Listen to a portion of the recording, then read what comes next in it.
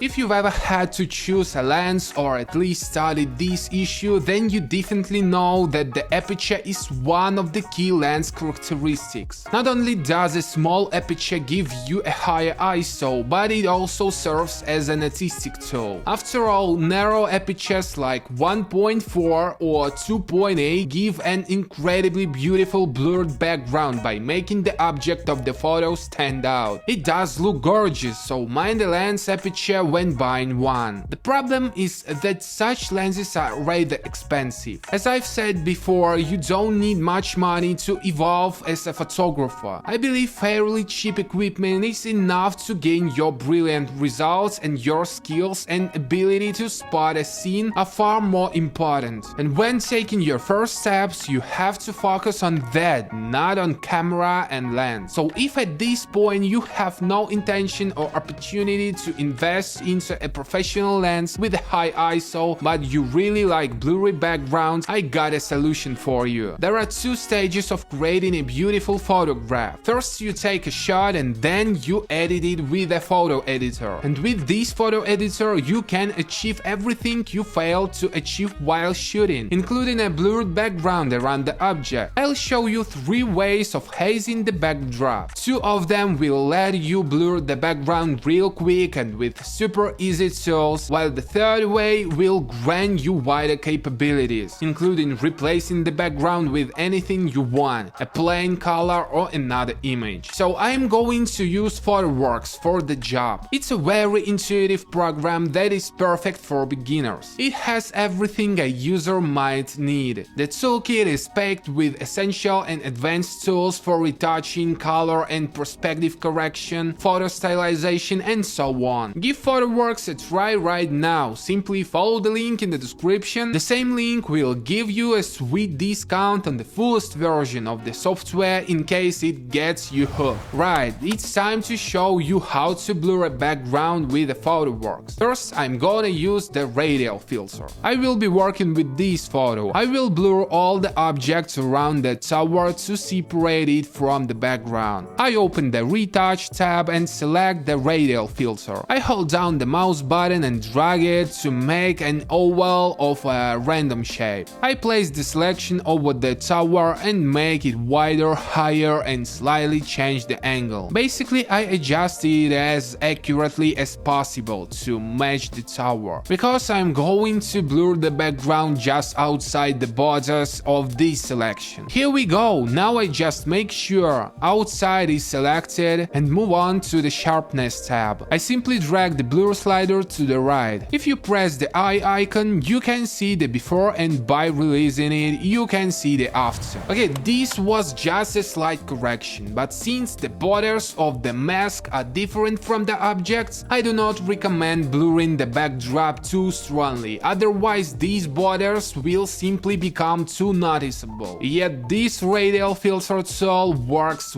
well and works very quickly. Let's move on to the second method, the adjustment brush. Once on the Retouch tab, I choose the adjustment brush. I need to adjust the size of the brush to make it big enough, because I need to paint over everything in the image except the tower. It doesn't have to be done all in one stroke. First, I'll use a bigger brush to cover most of the area, and then use a smaller brush around the borders of the tower to make the selection more thorough. I hold the left button while painting over the background. Do it in any direction, it doesn't matter. But mind the borders around the tower, since it might get blurred as well. So like I said, for now I will select in the main part of the background, and then I will carefully go over the border with a thinner brush. That's it, I release the mouse button and switch to the Sharpness tab. I change the blur amount till I like the result. Alright, I'll set it to 83. Although the result looks good enough, I will still work on the tower borders with the adjustment brush, as I plan to do. I'll just zoom in on the image, then change the brush to a smaller one. Now I gently go over the tower borders, and once I release the mouse, the blur is immediately applied. Now I can move on on to the next part. I repeat the actions until I'm happy with the result. When everything is ready, I click apply. This option takes slightly more time than using the Radial Filter, but it lets you work more precisely on the background around the object. Besides, it is so easy to work with adjustment brush in PhotoWorks,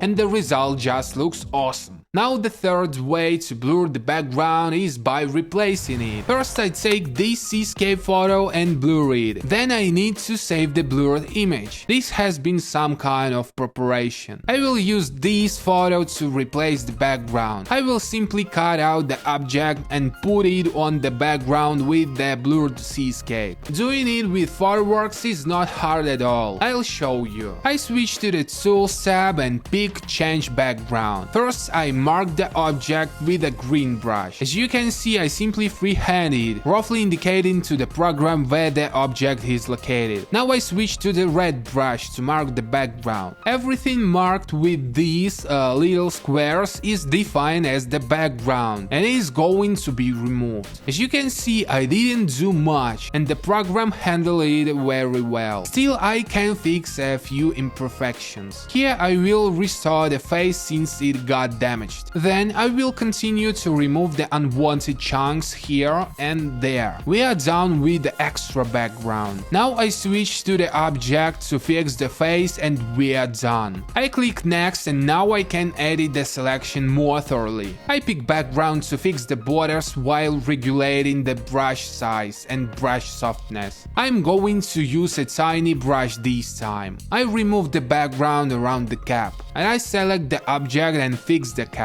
I will zoom in on the picture to clear all the missteps. Sure, it takes time, but it's worth it. Also, a lot depends on the background you have. A plain one would reveal each flaw, while a more complex background like a landscape will conceal most of them. It seems like we are done here, so I click next and then select background image. I hit load my own to pick the blurred seascape photo from before and click apply. Now I can move the object and even change its size. There's some background left here that I didn't notice earlier, but it's not big deal. I can click back, remove the unwanted part and move on again. My previous settings won't get cancelled. I'll make it a little less blurred now. Great, I love that I see. If you want the swap background to look realistic, make sure that lighting and colors in the photos match. In my case, they matched by chance, but another time I'd use a really cool tool PhotoWorks has. It allows you to adapt exposure and colors to the background. Find the slider named Adapting Colors to the Background and drag it to the right. PhotoWorks will automatically adjust the image. So these have been 3 ways to blur the background of a photo. I really like that I can choose a faster or more accurate way depending on the task and the amount of time I have. If you enjoyed this video and found it helpful, please give it a thumbs up. It'll help us continue to produce videos like this. Whether you're an amateur or professional photographer, hit the subscribe button to never miss our videos. Thanks for watching. See you next time.